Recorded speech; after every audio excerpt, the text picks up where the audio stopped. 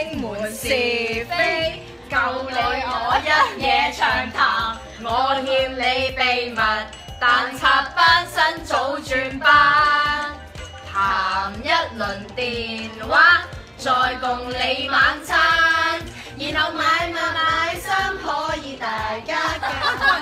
好熱啊！你一下。有人話娛樂圈好難識到真心朋友，答案並唔係咯。你睇下佢哋。Happy birthday to you， 15秒。Happy birthday to you，Happy birthday to 賴慧玲。我聾咗啊嘛！今日係呢個賴慧玲嘅生日啦，大家有咩想同佢講呢？我去抄個雪櫃嘅，我見到雪櫃，冇蛋糕嘅。佢話：咦，你哋咪冇買啊？我諗住如果你真係冇買㗎，咁係我落去買咯，有乜所謂啫？跟住就冇啊冇啊，咁就行開咗啦。咁我就算啦，冇蛋糕咪冇蛋糕咯。點知咧佢哋咧唔係自己阿靜嘛，唔係一秒都冇多到咧，就攞咗個蛋糕出 Happy birthday 咁樣咯。